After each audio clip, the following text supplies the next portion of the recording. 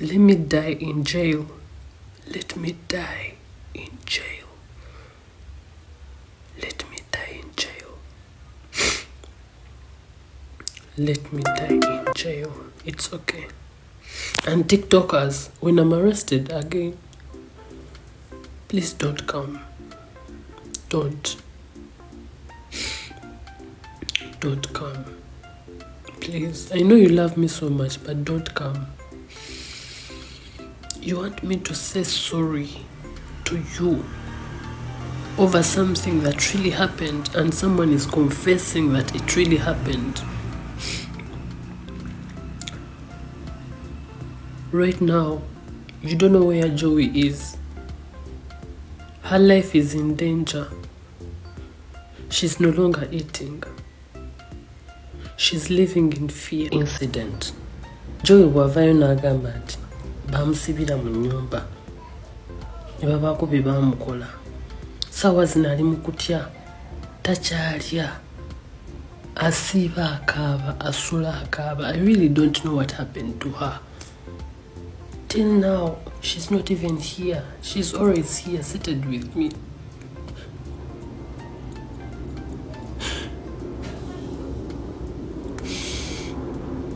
It's okay. Arrest me. It's okay. It's okay. It is very okay.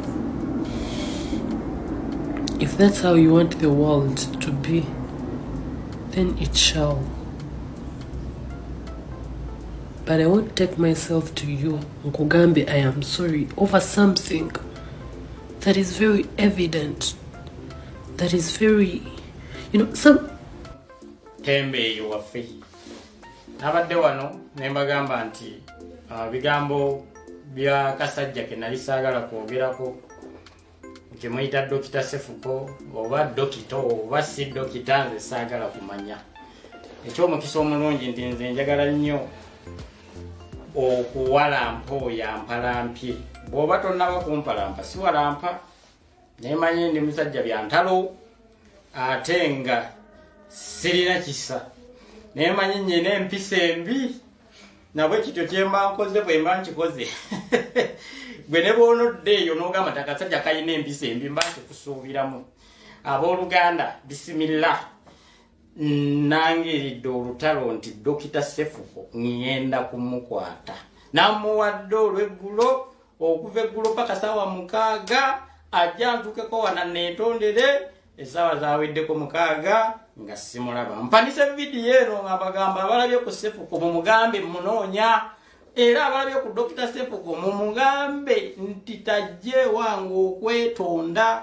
Wallahi ngenda mumukwata. Ngenda kumukwata mu mbeera yonna, ebyogerwa byogerwe, naye mbagambye first of all nze sirina mpisa. Ebinagenda okwogerwa byonna mbisuubirira mbimanyi.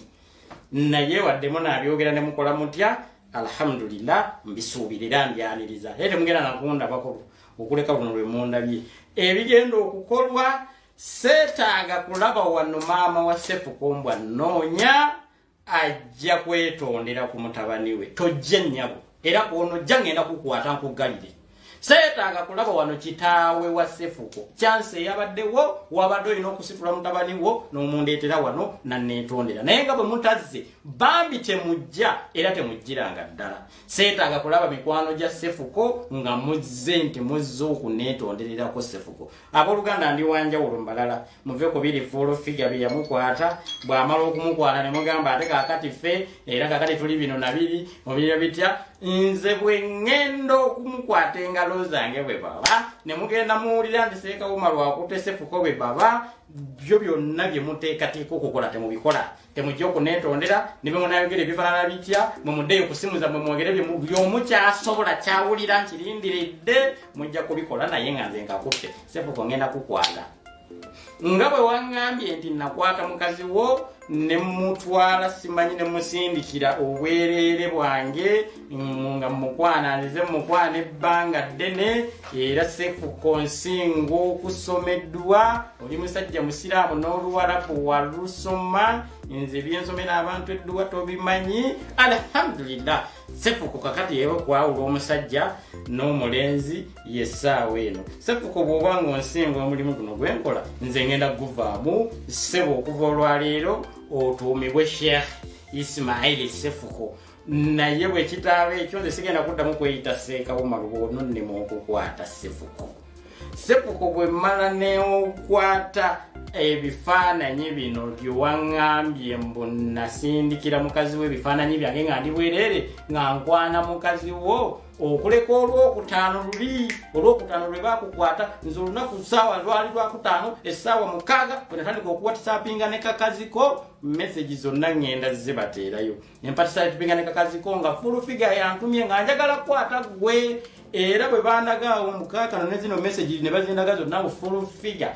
Simanyi Cephco abbye abasirikale ba full figure yeetenda mbu mugezi naye atembeera kakazi ke kalyamu kuba Cephco talina mulimu naye nange nakimanya nti Cephco talina mulimu naye ne baŋŋamba okukwata Cephco ina kwana kakazi ke kati abooluganda nze ndi brand nnene nawanika buwanisi hayemu ku ssimu ya kakazi ka Cephco mu bwenzi obukali ne kaddizaawo aitu anionoterere yenzo kweraba ku kifaananyi era biki munnange okuva ssaawa 6 zagenda okuwera ssaawa 10 nga mukazi Dr. Cephco mukutte bamukwatira na wange wano mu maka gange nga kajja mukambi kamuyita mwannyina waako ng'enkola yaabwe bwe bakola ne babba abasajja. Cephco baŋŋambye nti mukazi waali lubuto bw'abanga ali lubuto nga lwange Dr. Cephco munnange nja kukusaba nkwetondere emirundi 10.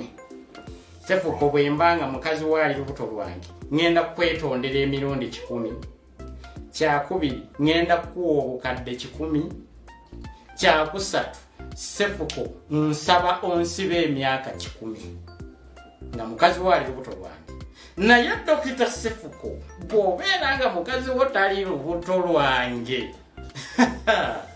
egwe wagamba oyasama wagamba oyogera nnyo oli munene olina abanene mu gavumenti yennyoko era kakati wabudde mukomera ng'owaana omusimanyi President Museveni simanyi gwe ngenda kutuka naawe. Cephco waŋŋambye nasindikira mukazi wo kakazi k'ebifaananyi byange nga mukwana eby'ebyobwereere. Dr. Cephco nsaba oleete bwino oyo nsaba oleete vidiyo ezo era mbadde nsaba zitegeke zibeere kumpi kubanga ogenda ziwaayo eri ng'obujulizi kubanga nze omusango nagutaddeyo.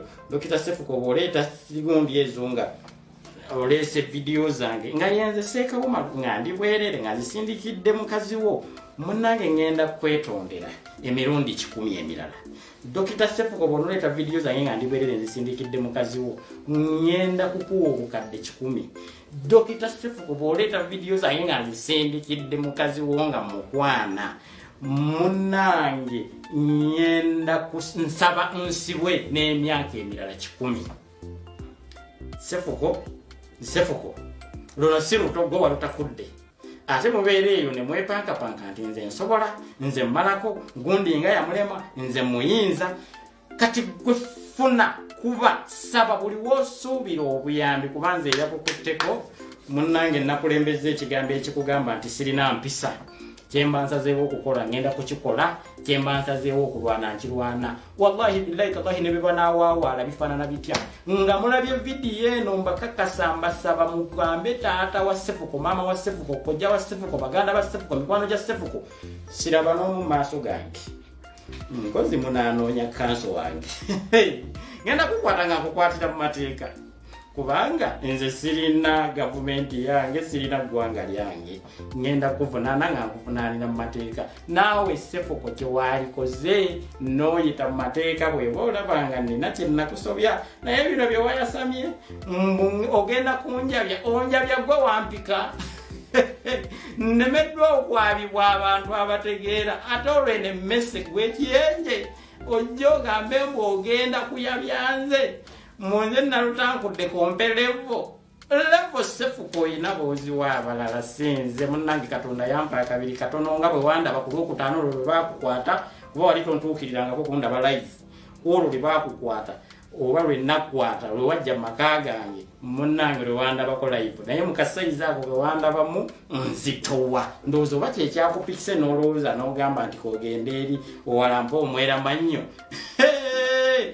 wabuuse enkulukuku n'owalampa ekiswa Cephco nkubuulira ekigambo kino nakugambye nti fuulu figa kaali kasaana wawalampye muvule n'ogenda eri waggulu mu ntikko obuzibu gundi Saimo bwe yakutisse yakutte jirita n'akuwa osale omuvule gugwe omunene bwe guti kati munnange wona obukubira ekigwe Cephco Assalamu alaikum warahmatullahi